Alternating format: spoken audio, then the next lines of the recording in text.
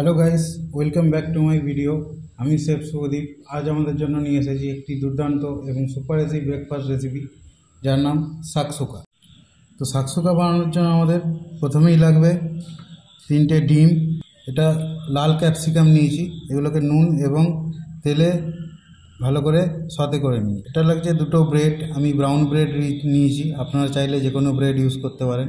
এখানে নিয়েছি একটা পেঁয়াজ কুচো, এটাকে ফাইনলি চপ করে নিয়েছি। এখানে আছে টমেটো পিউরি, এটা আমি স্টোর ব্রট ইউজ করছি, আপনারা যে কোনো সুপার মার্কেট স্টোরে এই জিনিসটা পেয়ে যাবেন। এছাড়াও নিয়েছি একটা ফ্রেশ টমেটো, আমি মিক্সিতে এটা পেস্ট করে নিয়েছি। পেস্ট মানে হালকা চুরচুরে রেখেছি। তো প্রথমে আমরা এই রেড বেল পেপারগুলোকে রোস্ট করব। তো রেড বেল পেপারগুলো রোস্ট করে ঠিক এরকম আমি চপ করে নিয়েছি। এরপরে প্যানটাকে হালকা গরম করে নেব। প্যান আমাদের গরম হয়ে গেছে, অল্প সাদা তেল ইউজ করব। সাদা তেলটা গরম হয়ে গেছে, এবারে কেটে রাখা পেঁয়াজটা অ্যাড করব।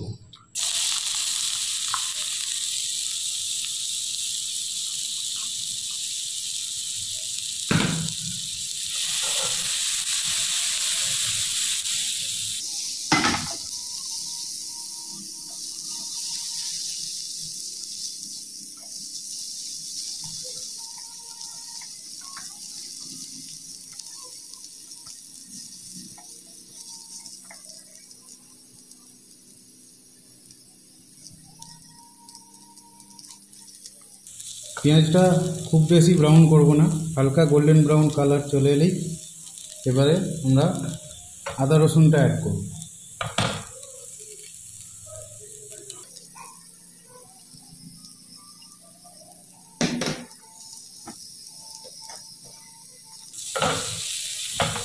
তো ভালো করে মিশিয়ে নেব।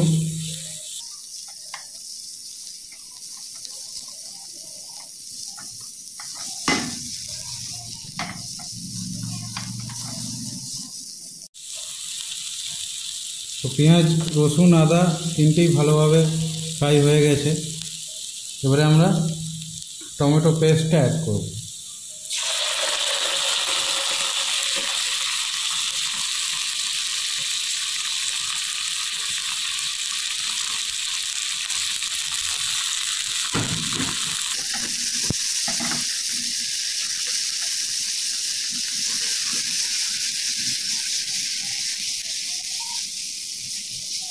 তো ভালো করে মিক্স করে নেব।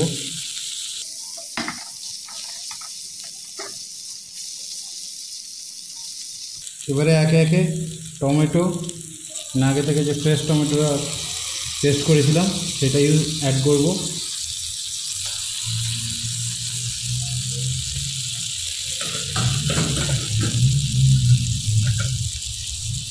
এরপর দেব আগে থেকে যে রেড বেল পেপারটা রোস্ট করে চপ করেছিলাম সেটা অ্যাড করব।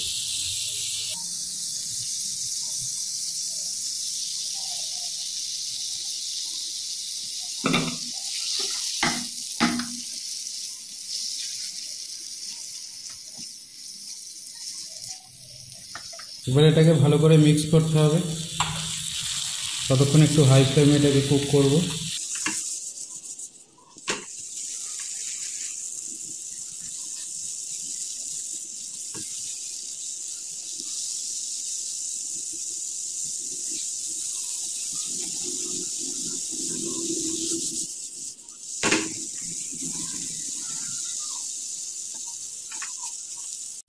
তো চলুন টমেটোটা এবার কুক হতে দিই,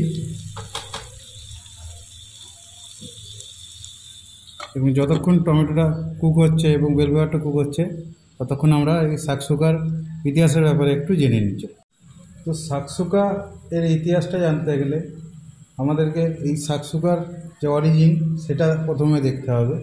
তো শাকসুকা বেসিক্যালি একটা নর্থ আফ্রিকান রিজিয়নের খাবার, আর এই খাবারটি আবিষ্কারক হচ্ছে ইহুদি সম্প্রদায়। তো সারা বিশ্বের জিউস বা ইহুদি কমিউনিটির মধ্যে এই খাবারটি খুবই জনপ্রিয়। আনুমানিক 1600 শতাব্দীতে নর্থ আফ্রিকায় বসবাসরত ইহুদি সম্প্রদায় এই খাবারটি তৈরি করে। নর্থ আফ্রিকা বলতে মূলত বোঝায় আজকের টিউনিসিয়া, মিশর, জর্ডন এবং মরক্কো। আর শাকসুকার উপকরণগুলো যদি আমরা দেখি, যেমন টমেটো, বেল পেপার, এগুলো সাধারণত এই মেডিটেরিয়ানিয়ান রিজিয়নেই পাওয়া যায়।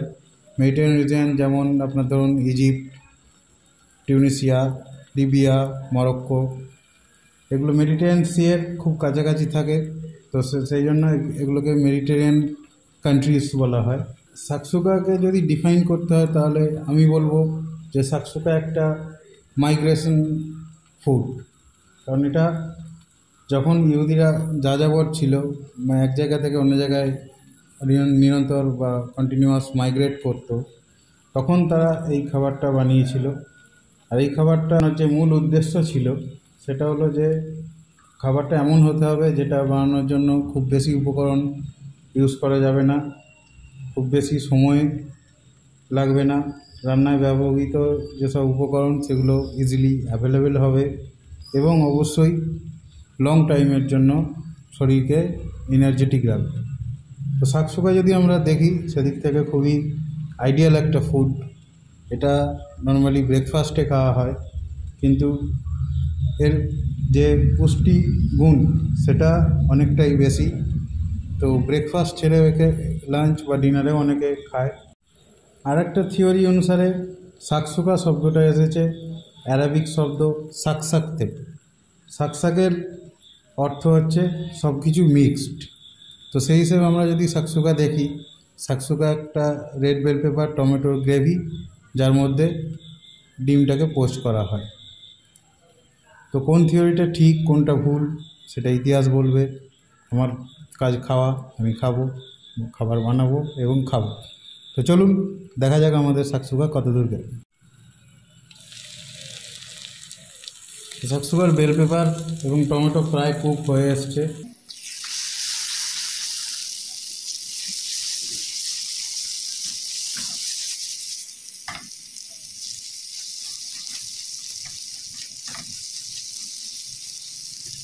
এবার আমরা এতে কিছু গুঁড়ো মশলা অ্যাড করব।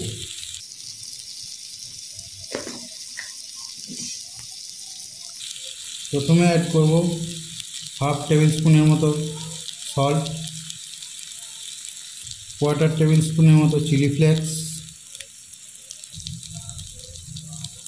Quarter tablespoon cumin powder বা জিরে গুঁড়ো। এবারে এটাকে ভালো করে মিক্স করে নেব।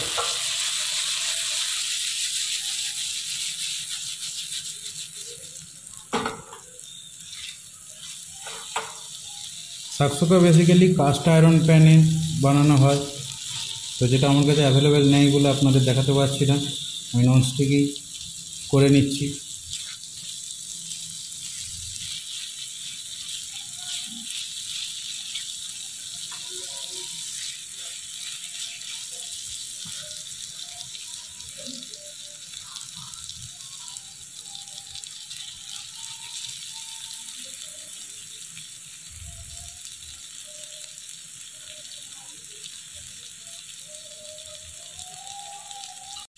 তো আমাদের শাকসুকার বেস অলমোস্ট রেডি হয়ে গেছে। এবার আমরা ফিনিশিং টাচের জন্য একটু কোরিয়েন্ডার লিভস অ্যাড করব।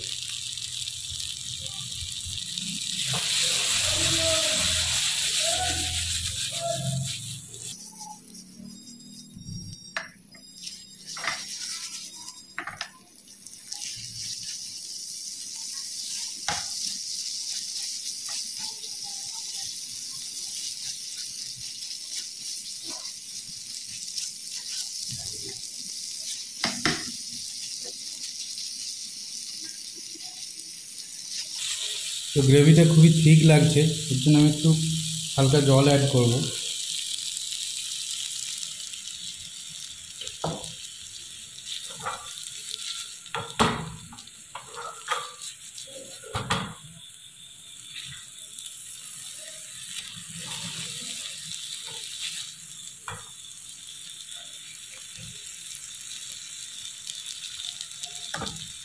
এবার এই শাকসুকার প্যানের মাঝামাঝি একটা করে হোল করে নেব, যাতে করে আমরা ডিমটা এতে অ্যাড করতে পারি। এইভাবে হোল করে নিতে হবে। 3টে ডিম আমি ইউজ করবো এতে। এই হোলের মধ্যে আমরা ডিমগুলো ছাড়াবো।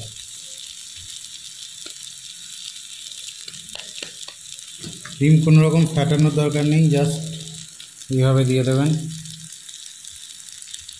সাবধানে দেখবেন যেন ডিমের খোলা না পড়ে।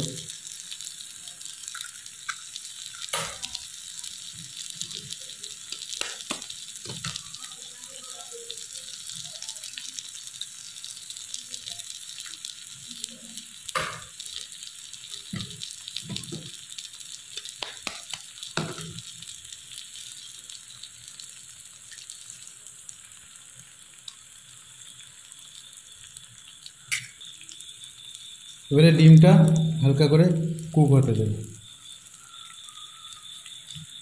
কিছুক্ষণ ঢেকে রাখবো।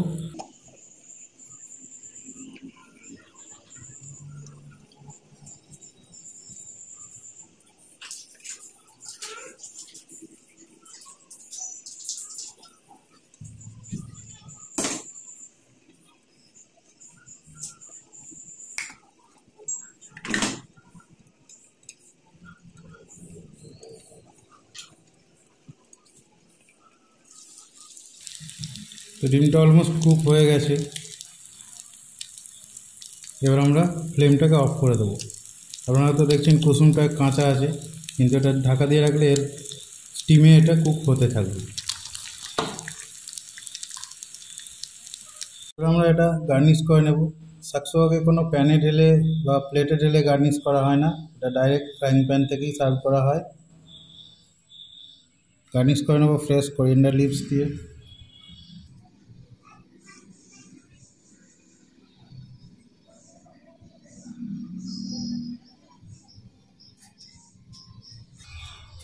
এবং টপে দিয়ে দেব কেন পেপার পাউডার।